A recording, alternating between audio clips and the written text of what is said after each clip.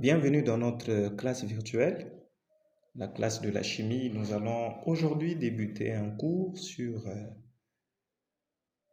la stéréochimie.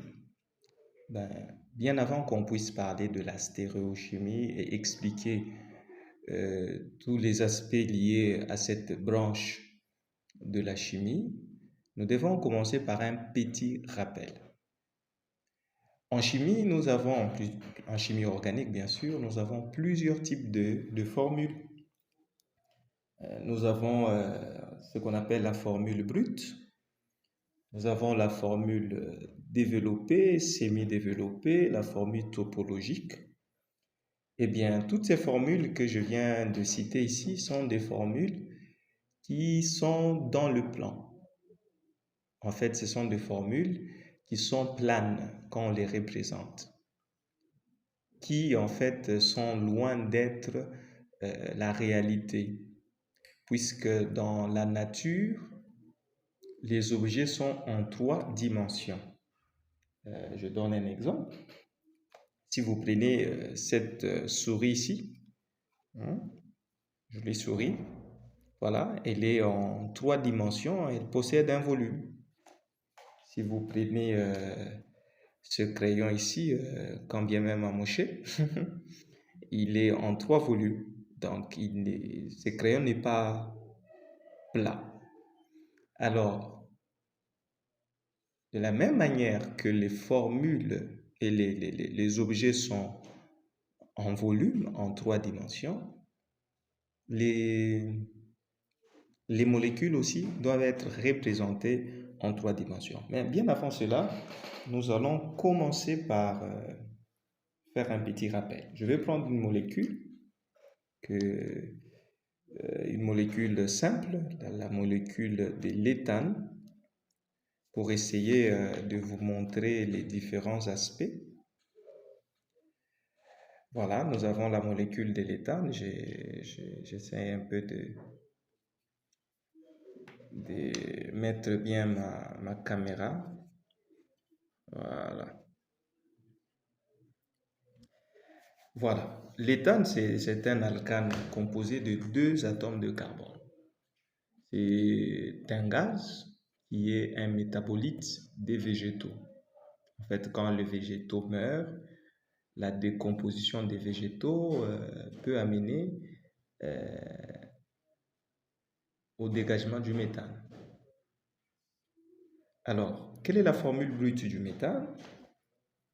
La formule brute du méthane, pour ceux qui se rappellent leur cours de chimie organique, c'est que pour les alcanes, le nombre de carbone est égal le double plus 2 le nombre d'hydrogène. Donc, plutôt le nombre d'hydrogène, c'est le double plus 2 le nombre de carbone. Voilà, j'y arrive. En fait, on va utiliser cette petite formule. Regardez. C'est N H2N plus 2. Donc, le nombre des hydrogènes, c'est le double plus 2 le nombre de carbone. N, c'est le nombre de carbone.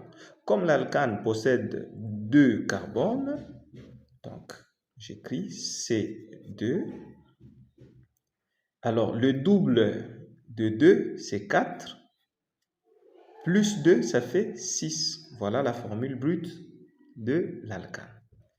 Formule semi-développée, là, on marque juste les liaisons entre les 2 carbones. Les liaisons hydrogène-carbone sont cachées. Et là, voilà la formule semi-développée. Formule développée, là, on va essayer de montrer toutes les liaisons autour du carbone. Voilà. Le carbone est tétravalent. Les 6 atomes de carbone sont là.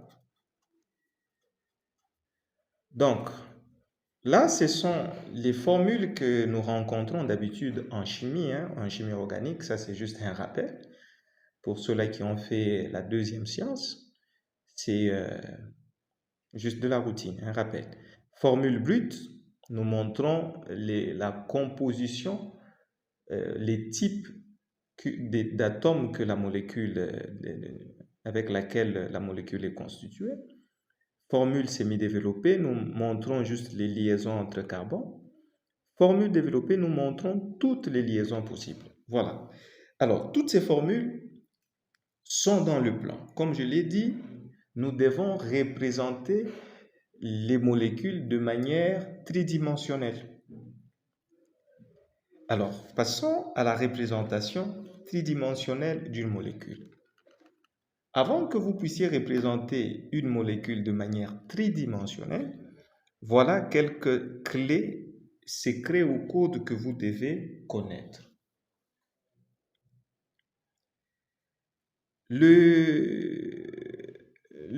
La première clé,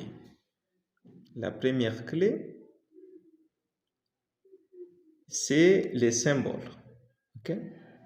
Nous avons les symboles qui sont là. Quels sont les symboles que nous devons... Voilà, là, je pense que l'image devient plus claire. Alors, pour représenter, nous allons essayer de prendre quelques symboles qui vont nous aider en guise de liaison. Lorsque vous voyez un trait fin comme ça, symbolise une liaison dans le plan de la feuille. Donc, c'est une liaison qui est dans le plan de la feuille. Trait plein symbolise une liaison vers l'avant. Cela veut dire que c'est une liaison qui va vers l'avant de votre plan de la feuille. Et en trait coupé comme ça, symbolise une liaison vers l'arrière. Donc voilà, il faut maîtriser ces symboles et leur signification. Maintenant, voyons de manière pratique qu'est-ce que cela représente. Voilà, représentation tridimensionnelle de l'éthane. Nous voulons voir comment est-ce que nous allons représenter l'éthane avec les symboles que nous venons d'étudier. Les liaisons entre carbone-carbone, entre les deux, c'est une liaison qui est dans le plan. Voilà. Je les représente par un trait fin. C'est dans le plan, c'est sur le papier. Maintenant, les autres liaisons, comment est-ce que je vais les représenter? Je sais que chaque carbone de l'éthane possède 6 atomes et 3 atomes de carbone. Regardez, je vous rappelle pour que vous n'ayez pas à vous perdre. Regardez, je représente encore l'éthane est là, sa formule développée, c'est là.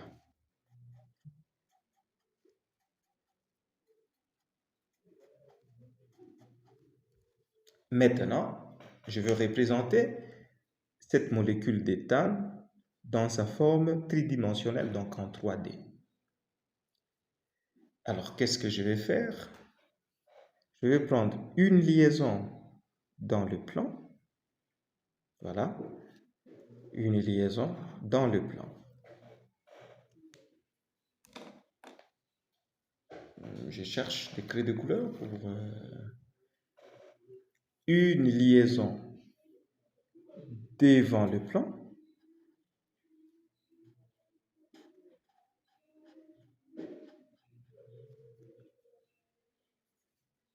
Une autre liaison devant le plan. Et pour terminer, une liaison derrière. Une liaison derrière. Et là, j'ajoute les hydrogènes.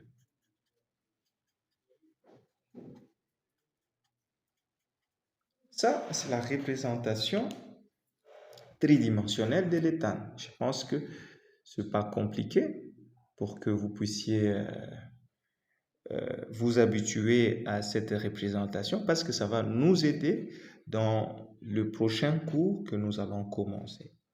Parce que si vous ne comprenez pas cette représentation tridimensionnelle, vous aurez du mal à comprendre les conformères et les énantiomères que nous allons expliquer d'ici peu.